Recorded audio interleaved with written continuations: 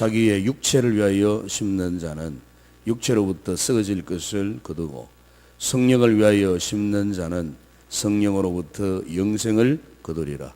우리가 선을 행하되 낙심하지 말지니 포기하지 아니하면 때가 이름에 거두리라.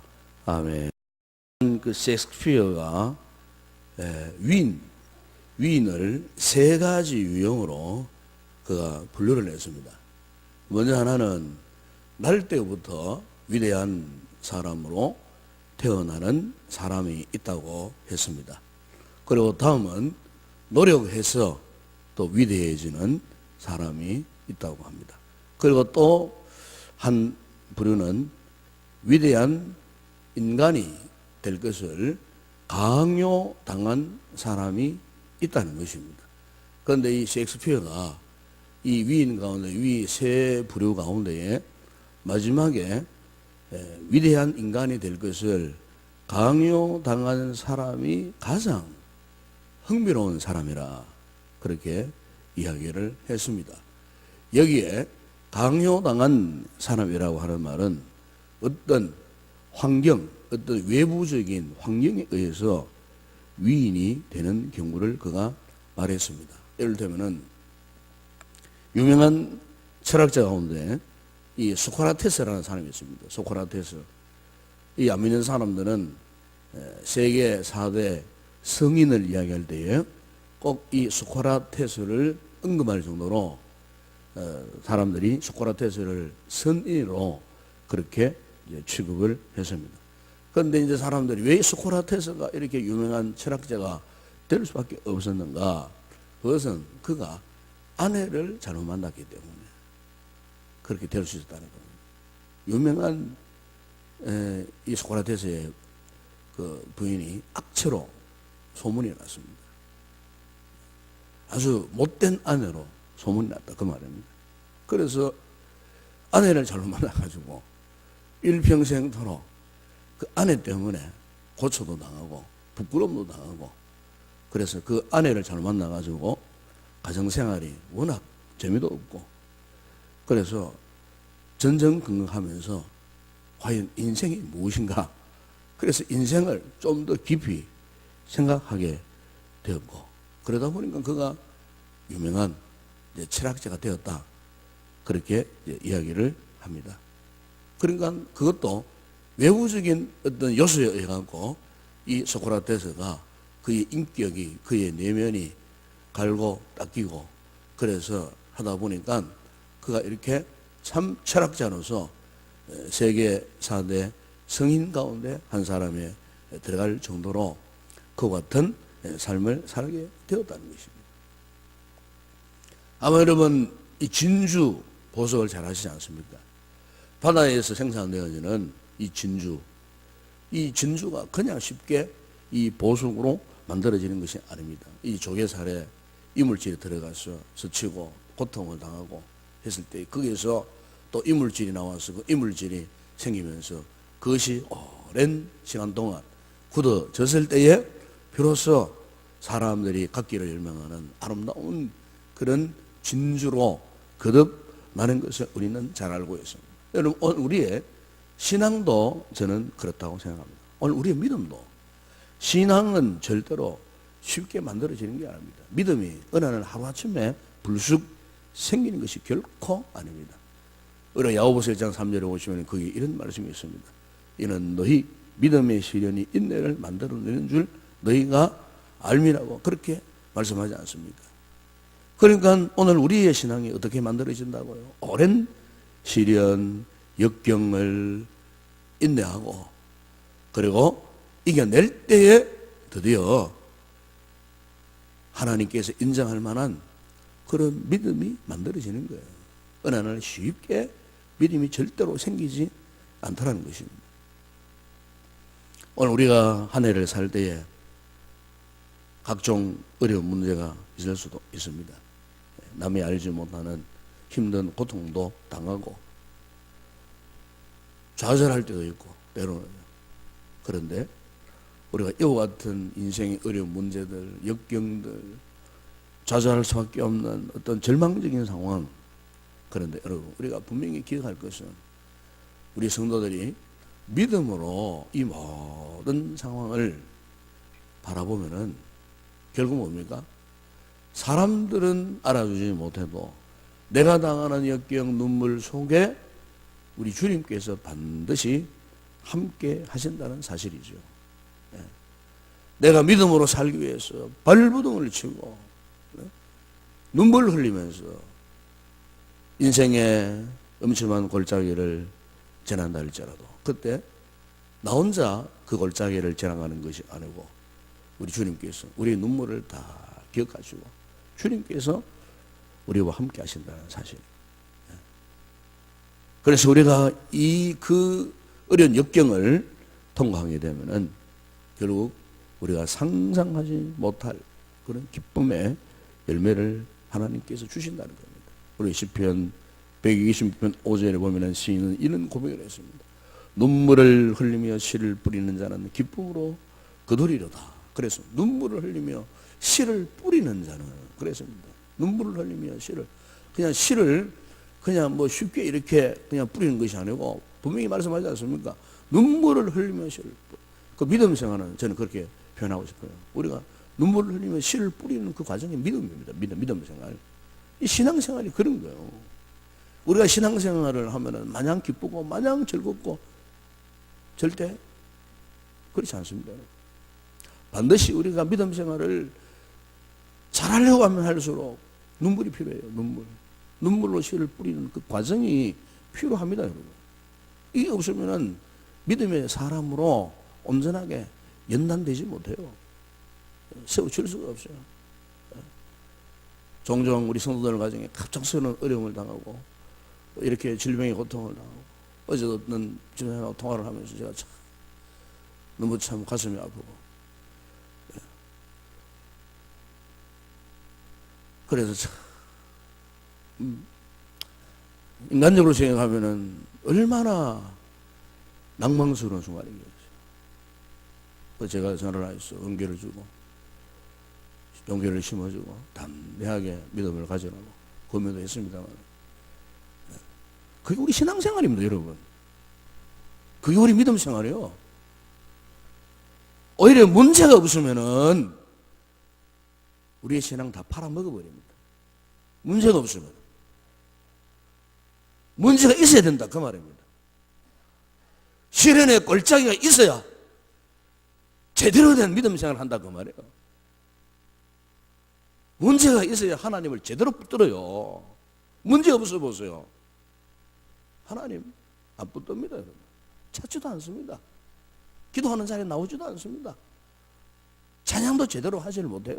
문제가 없으면. 그러나 문제가 있으니까 찬양을 불러도 눈물을 흘리며 찬양하고 기도를 해도 눈물을 흘리며 기도하고 그 문제 때문에 그 시련 때문에 내가 주님을 떠나서는 살 수 없다라고 고백하면서 그 주님을 붙들고 주님을 향하여서 눈물을 흘리고 그렇게 우리가 믿음이 견고하게 세워지는 것입니다. 이게 오늘 우리가 믿음의 씨앗을 심는 거예요. 심는 과정이 여러분 쉬운 과정이 아닙니다. 어려운 겁니다, 여러분. 마태복음 25장 20절에 보시면은 그의 달란트 비유 가운데에 마지막 한 달란트를 가지고 나온 그 종에게 주인이 이런 이야기를 했습니다. 악하고 게으른 종아, 나는 심지 않는 데서 거두고 해치지 않는 데서 모으는 줄 네가 알았느냐. 분명히 말씀합니다. 심지 않는 데서는 절대로 거둘 수가 없어요. 믿음 생활은 심는 거거든요. 사도 바울도 여러분 오늘 본문 7절에서 그렇게 말씀하지 않습니까? 스스로 속이지 말라. 하나님은 없인 여김을 받지 아니하시나니 사람이 무엇으로 심든지 그대로 거두리라 그랬습니다. 여러분 그렇습니다. 심지 않는 데서는 절대로 그 어떤 열매도 기다릴 수 없어요. 거두는 법이 없어요. 여러분 우리가 값진 열매를 거두기 위해서는 그 대가를 먼저 지불해야 되잖아요. 마치 농부가 씨를 뿌리고 여름에 땀을 흘려 수고합니다. 그리고 그 모든 과정 후에 풍성한 가을의 기쁨을 만끽할 수 있는 거예요. 그 과정이 없으면은 심는 과정이 없으면은 연단의 과정을 지나지 않으면 우리는 절대로요 열매를 맺을 수 없어요. 오래전에 고인이 되신 분이십니다만 우리나라의 유명한 농민운동을 일으키고 농촌 근대화 운동을 위해서 앞장서신 우리나라의 큰 별이라고 칭송받았던 가나안 농군학교의 김용기 장로님 잘 아실 겁니다. 우리 어르신들은 잘 아실 겁니다. 이분이 우리나라의 농촌 근대화 운동을 위해서 참 앞장서시는 그 장로님이십니다. 믿음이 그야말로 확실한 분이고 신앙이 독실한 그런 분이었어요. 온 가족이 농촌운동 근대화를 위해서 헌신한 그 가정, 그 가문입니다. 지금도 그 자녀분들이, 후손들이 계속해서 지금 그런 운동을 펼치고 있는 그런 아주 귀한 믿음의 명문 가문이죠. 이 김용기 장로님의 생활 이 철학 가운데 이런 말씀을 항상 하지 않습니까? 열심히 심어 많은 것을 거두자. 그래서 열심히 심어 많은 것을 거두자. 일하기 싫거든 먹지도 말라. 좀 성경적인 그런 내용이잖아요.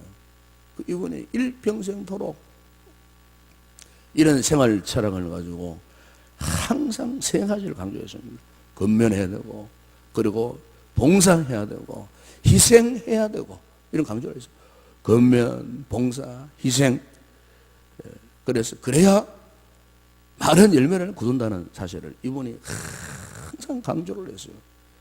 70년대 우리나라 그 새마을 운동이 시작되었을 때에 그 새마을 운동의 기본 정신이 바로 이 장로님의 그 생활 철학에서 나왔다고 합니다. 그래서 근면, 봉사, 그리고 희생. 그래서 그 당시에 가나안 농군학교에 사회 각계각층 인사들이, 주도급 인사들이 뭐 거기에 와서 입소해서 훈련을 많이 받았어요. 훈련 많이 받았어요. 훈련 그 당시에 뭐 각 사회 단체에서 뭐 학교 뭐 선생님들이나 뭐 공무원 할 것 없이 여기에 들어가 가지고 훈련 안 받은 분들이 거의 없어요. 다 그 당시 새마을 뭐 지도자들 할 것 없이 전부 다 거기 가서 이제 훈련을 받았는데, 그때 사회 각계각층에 모여 있는 그 모든 지도급 인사들에게 항상 외쳤던 게 뭐냐면은 땀 흘려 부지런히 심고 가꾸고 희생하는 자만이 열매를 거둡니다. 땀 흘려서 부지런히 심고 가꾸고 희생할 때에 열매를 기대한다는 이 사실을 강조를 했어요. 그래서 거기에 훈련받은 분들이 다 이 정신으로 이제 무장되었던 그런 역사들이 있습니다. 그래서 새마을 운동이 본격화되어지고 그 사상 위에 세워져서 그렇게 힘있게 농촌 근대화 운동이 일어났던 것을 우리는 잘 알고 있습니다. 여러분, 저는 오늘 우리의 신앙생활에서도 이 사실을 믿습니다. 특별히 희생의 대가가 없이는 절대로 열매가 맺어지지 않습니다. 희생하지 않으면, 희생의 대가가 있으면 반드시 열매가 맺어집니다. 눈물을 뿌리며 씨를 뿌린다 하는 말이 무슨 말인 줄 아십니까? 한마디로 자기 자신을 내어주는 희생을 말하는 거예요. 희생. 자기를 포기하는 거예요. 자기를 포기하고 자기를 부인하고 자기를 희생하는 그것을 말하는 거예요. 눈물을 흘린다는 말은 그런 이야기를 하는 거예요. 이런 희생의 아픔이 있어야 반드시 열매가 맺어지는 거예요. 그러나 오늘 우리는 어떻습니까? 지금 되게 희생하기를 주저합니다. 왜? 자신을 너무 아끼는 경향들이 많아요. 요즘 현대인들이, 요즘 그리스도인들이, 이 성도들이 너무 자기중심이에요. 너무 자기를 아끼는 것 같아요. 그래서 희생 이야기하면 강요당한다 생각하고 거부 반응을 일으켜요. 신앙생활 자체가 희생인데, 주님의 십자가의 도를 따라가는 것 자체가 희생인데 희생하기를 거절한다 그 말이에요. 희생하기를. 말로만 헌신하지만은 진정한 헌신이 되기 위해서는 희생이 따라와야 헌신이 되는데 희생을 하지 않으면서 헌신을 이야기한다 그 말이에요. 이율배반적인 그와 같은 모습들이 모순된 그와 같은 모습들. 오늘 우리의 믿음 생활에 사실 이미 깊은 자리를 하고 있는 것을 보게 됩니다. 그래서 도대체 움직이지를 않습니다. 움직여주지를 않습니다. 따라오지를 않습니다. 순종하지를 않습니다. 십자가를 지키지 않습니다. 그저 편한 예수, 안일한 예수, 행복한 예수, 그냥 복이나 많이 받는 예수, 그런 믿음 생활하는, 한마디로 타락한 모습이에요. 타락한 모습. 온전한 신앙이 아니라 그 말입니다. 여러분. 오늘 바울이 우리에게 말씀하는 내용이 무엇입니까, 여러분? 7절이야 8절 다시 한번 읽습니다. 스스로 속이지 말라. 하나님은 업신여김을 받지 아니하시나니 사람이 무엇으로 심든지 그대로 거두리라. 8절에 보십시오. 자기의 육체를 위하여 심는 자는 육체로부터 썩어질 것을 거두고. 오늘 우리가 어떻습니까? 무엇을 위해 여러분 지금 심고 있습니까? 그 뒷부분에 보시면은 그러나 성령을 위하여 심는 자는 성령으로부터 영생을 거두리라. 아멘. 자기 육체를 위하여 심는 자는 자기 중심, 안일무사, 나태, 게으름, 편안함, 이기적인 생각에서 자기 중심적 믿음 생활, 그걸 말하는 겁니다. 이 사람들의 특징이 뭐라고 말씀합니까?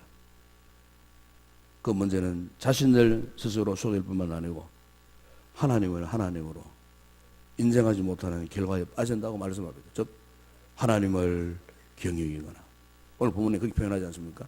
하나님을 업심여기는 결과에 빠지는 것. 즉 이런 불신한 게 빠지는 것. 이런 불신한 것. 그리고 또 하나는 자기 육체를 위해 살다 보니까 이기주의자가 되어서 성령을 위하여 심지 못하는 거예요. 성령을 위하여. 성령님의 감동하심의 음성, 그걸 전혀 느끼지 못해요. 신앙이 자기 본입니다. 신앙의 가장 핵심은 성령님의 감동하심이고 인도하심인데, 성령의 감동이 사라져버린 거예요. 심령이 메말라가지고 굳어져 버렸어요. 성령의 감동이 없어요. 성령의 음성을 듣지를 못해요. 들어도 그 앞에 순종하지 못해요. 왜요? 그저 자기를 위해서 심을 뿐이에요. 철저하게 자기 중심. 결국 이 같은 삶에는 더 이상 열매가 없다고 말씀하지 않습니까? 열매. 개인이든 가정이든 교회든 이렇게 살면 열매가 없어요. 절대로 열매가 없습니다. 예수님께서 요한복음 12장 24절에서 말씀했습니다. 내가 진실로 진실로 너에게 이르노니 한 알의 밀이 땅에 떨어져 죽지 아니하면 한 알 그대로 있고 죽으면 많은 열매를 맺느니라. 여러분 기억하십시오.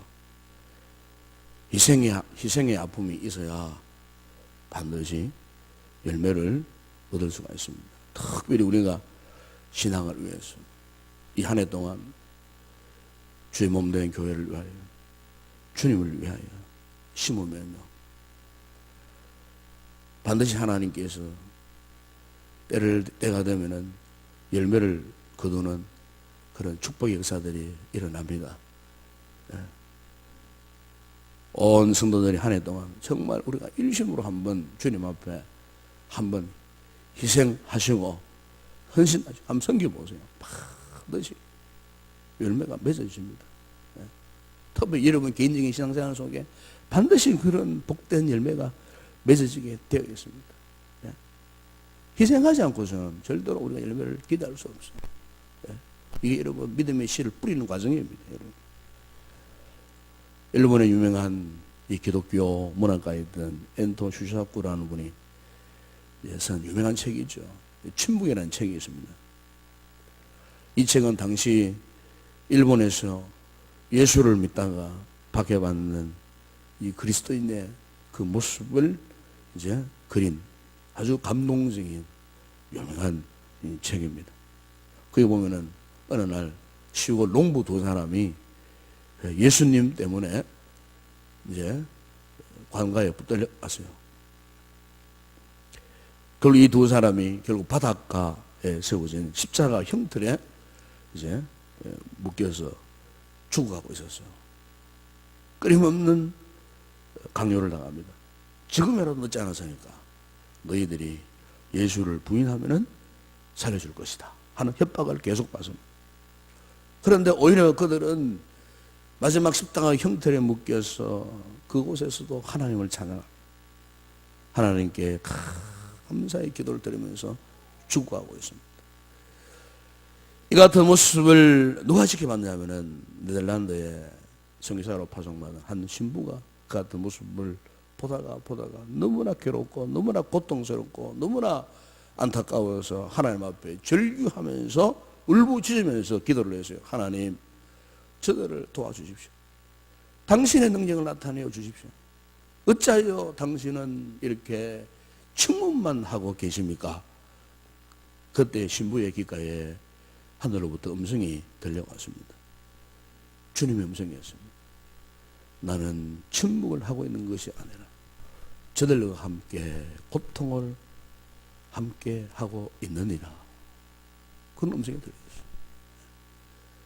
여러분, 오늘 하나님께서 우리를 주님의 나라에, 주님의 교회에 일꾼으로 부르시고 각양 은사를 주시고 축본자로 불러주시고 함으로 하나님의 나라를 확장하기 위해서 그의 나라와 의를 위해서 우리를 불러주셨는데 우리가 때로는 믿음의 삶을 살다가 힘들고 어려움을 당하고 역경을 당하고 때로는 신앙의 문제 때문에 이렇게 박해도 당하고 각종 눈물 골짜기를 통행할 때 여러분, 우리 하나님께서는 그냥 우리를 그냥 지켜보고 계신 분만 아니에요.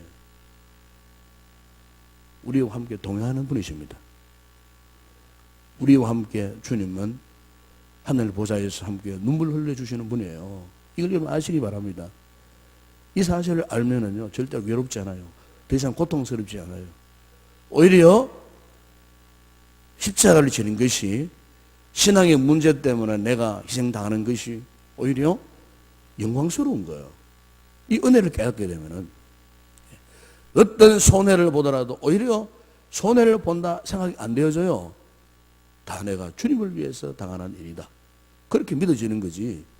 손해를 본다고 하면서 우리 정서나 감정이 상하는 법이 없어요. 오늘 저와 여러분이 이 한 해 동안 이 같은 은혜에 사로잡혀서 살아가기를 바랍니다. 그래야 우리가 지속적으로 이 믿음의 씨를 뿌리며 나아갈 수가 있어요. 우리가 이 은혜를 입지 않으면 항상 손해보는 자로, 소외된 자로, 낙인 찍힌 사람처럼 그렇게 살아갈 수밖에 없어요. 절대 우리가 그런 믿음 생활하면 안 된다, 그 말씀입니다, 여러분. 그래서 오늘 사도 바울은 우리에게 하고 있는 말씀이 이것 아닙니까? 예. 육체를 위하여 심는 자가 되지 말라는 것입니다. 이제부터 육체를 위하여 심는 자가 되지 말고 이제는 성령을 위하여 심는 자가 되라. 그러면 성령님이 얼마나 기뻐하시겠습니까? 우리 믿음 생활이 얼마나 행복하겠습니까, 여러분? 성령을 위하여 심을 때에 성령님이 우리 속에서 춤을 주시고 우리에게 필요한 은혜를 주시고 믿음도 주시고 그래서 우리로 하여금 끝까지 믿음의 씨를 뿌려가도록 그분께서 우리를 이끌어 가시는 줄로 믿습니다. 여러분, 우리가 오늘 이 새벽에 이 말씀 여러분 가슴에 잘 새겨두시고 1년 동안 아니 우리 일평생토록 이와 같이 지치지 않고 낙심하지도 않고 절망하지도 않고 주님께 주실 영광의 그날 풍성한 열매를 우리의 가슴에 안겨다 주실 그날을 우리가 소망하면서 끝까지 우리가 신앙 안에서 이 믿음의 씨를 뿌려가는 그런 복된 성도들이 되시길 주의 이름으로 축원합니다. 기도하겠습니다. 우리 아버지 하나님, 이렇게 저희들이 신년 특별 새벽 기도회를 계획하고 이렇게 아버지 하나님 새벽 아침 일찍 올라와서 이 주간에 주시는 하나님의 귀한 이 생명의 말씀 우리의 가슴에 담고 특별히 오늘 믿음의 씨를 뿌리라 하시는 이 주님의 이 말씀을 기억하고 이 한 해 동안 주어진 귀한 사명들을 감당하기를 원합니다. 아버지 하나님, 열매를 거두기 위해서는 눈물 흘리는 희생이 없이는 결코 열매를 기대할 수가 없습니다. 아버지 하나님, 심는 이 과정이 얼마나 때로는 힘들고 어려운지 모릅니다. 그럼에도 불구하고 우리가 심어야 할 이유는 주님의 축복의 열매가 이 모든 과정 후에 있기 때문에 우리가 그것을 바라보고 현재의 고난은 장차 나타날 영광과 좋게 비교할 수 없다. 바울이 고백했던 이 고백 때문에 오늘 우리 또한 아버지 나라를 위해서 십자가의 영광을 위해서 씨를 뿌리며 나아가기를 원합니다. 이 새벽에 말씀 받은 우리 모든 성도들 오늘 이 말씀에 새로운 믿음의 굳은 다짐과 결심을 갖고 이 한 해 동안 아니 일평생토록 우리가 희생을 당하더라도 어떠한 어려움을 당하더라도 어떠한 시련 가운데서도 어떠한 눈물 골짜기를 통해한다 할지라도 믿음의 씨를 끝까지 뿌려가는 믿음의 승리자들이 다 되게 하여 주시옵소서. 우리 교회에 이와 같은 신실한 성도들이 세워지게 하여 주시옵소서. 이 같은 일꾼들이 불꽃처럼 일어나는 우리 교회가 되게 하여 주시옵소서. 이 한 해 위대한 주님의 역사를 나타내고 풍성한 주님의 열매를 거둬들이는 복된 공동체가 되게 하여 주시옵소서. 예수님의 이름으로 기도드리옵나이다. 아멘.